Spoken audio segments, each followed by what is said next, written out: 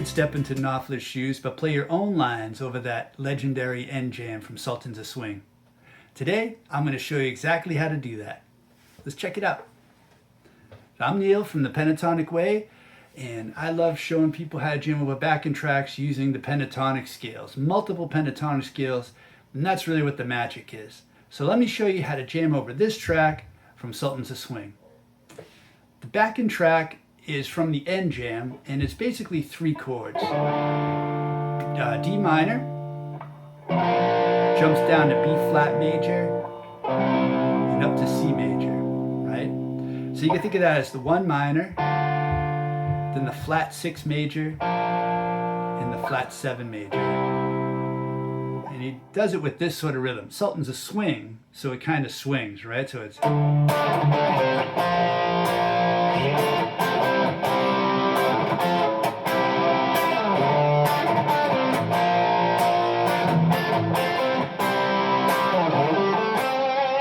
Anyway, that's how he starts his solo. So basically you're just doing, there's a C there in between, but basically the rhythm, the chords are,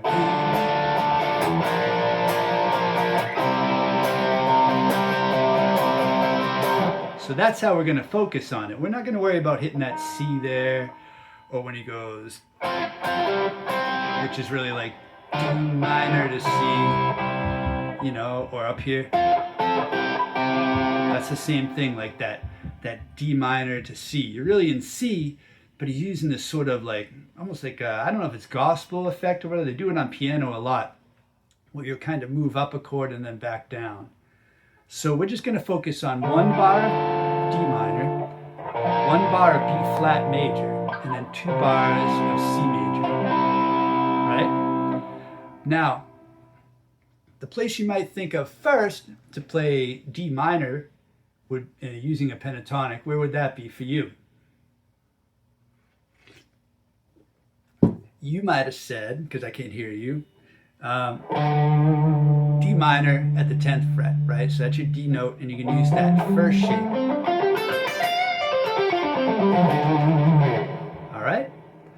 So that's a great place to start. We'll do that over D minor. But now we go to B flat major.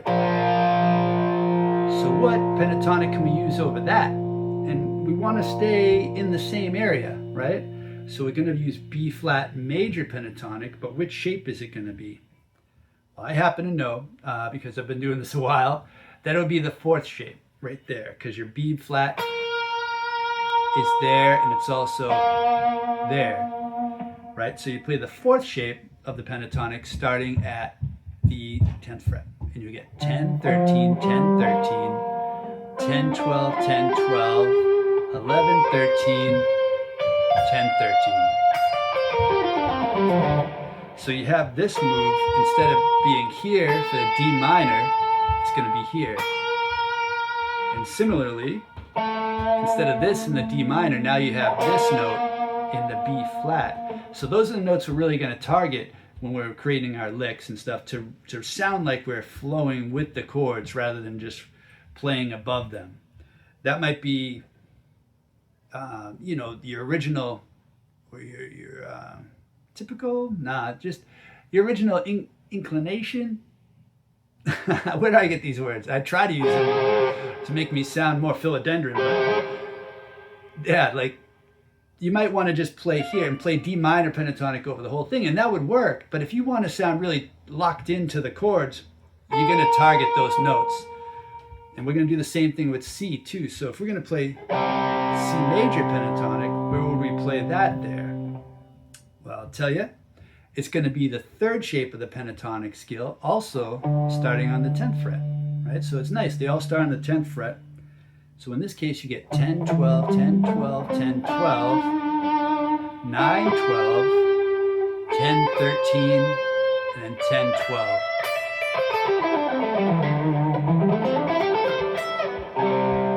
Right? So we were going from the 4th shape. So now we move this down. This is back to the 10th fret here. And it's really these notes that move, right? So now we're, instead of playing those Fs, we move them down to E's. So these notes are the ones that we're going to really focus on when we're playing our C licks, like especially when we're moving from the B flat pentatonic to the C pentatonic. That's really going to make it sound like we're following the chords. So here's like a jam. I'll just kind of play through slowly.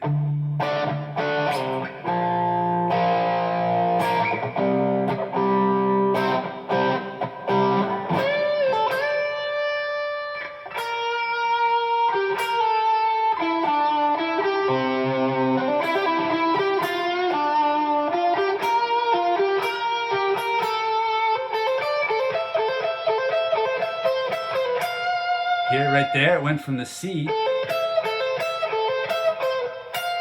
the D, and then here's that target note for B flat.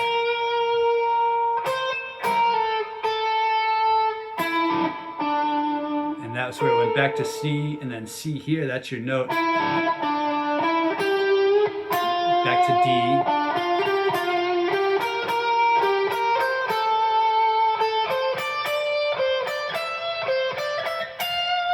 Back to the D.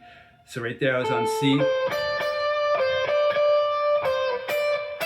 That's that quintessential C note. That's your third of C, and then it goes to the D. So that really makes it feel like boom, we're on the D.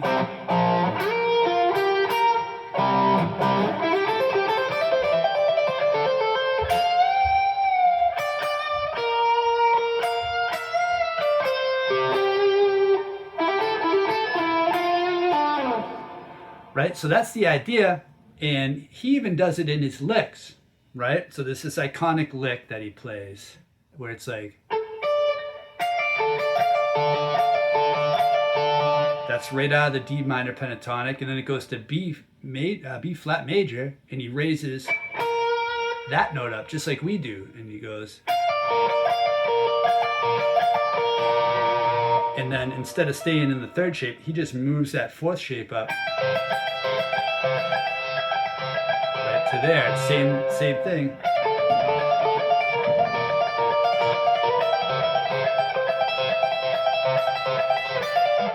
Pretty cool. So that's the idea. And if you want to sound like Mark Knopfler on this, what I realized is, like, a lot of times I'll do big leaps in my phrases. He doesn't do that, right? He's almost linear in a way. So like you would kind of target those notes without jumping away too much. So say we're like,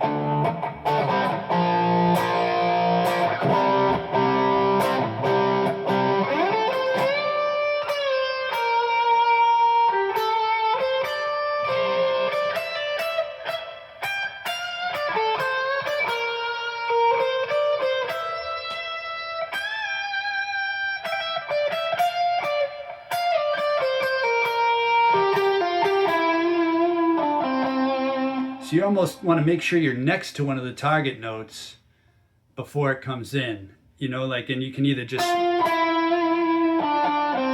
slide down to it or surround it right through the note above. Like if I'm targeting this note from the C, play this note above it in the D pentatonic, the B flat major pentatonic, play the note below the target note, and then, right?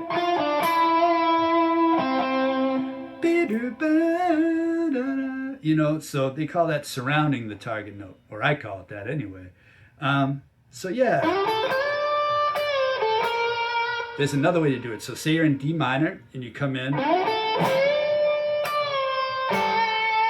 That's a total blues lick, right? And then there's the target note for B flat.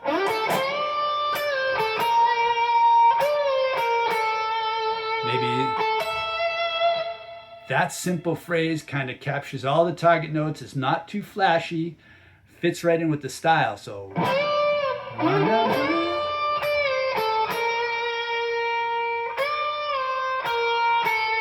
right, it goes back there for the C, but we haven't hit the target note for C, so then we can do like that sort of leap. This sort of leap's all right, it's a fifth.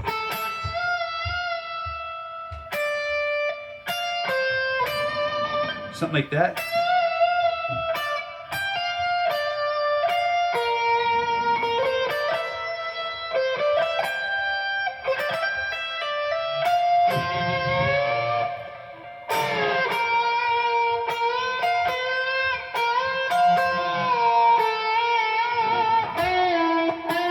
See, he wouldn't do that. So if you're doing this, that's totally normal. That's a C. That's the third. But to go bigger, that's just not in his vocabulary or whatever. I'm sure he knows it, but he doesn't use it. So you're not going to sound like Mark Knopfler if you do it, but you'll sound like you or me, because I do that a lot. Yeah, so hopefully that was helpful. That's just one spot where you can play this, you know what I mean? Like you could play D minor here, and then B flat using the second shape, and then C using the first shape. But just really focus on one area of the neck, one position, and you have the first shape, you get the fourth shape, and you get the third shape. And you can hear it, how the chords are outlined in those. If you like this, please reach out in the comments. If there's a backing track you want me to kind of go over for you, please drop it in the comments too. Share it with me, and I'll see what I can do about getting a little tutorial together for you. All right? So I'll talk to you later. Keep on picking, everybody. Oh, check out the Pentatonic Way if you're into this stuff. All right. Take care. Bye-bye.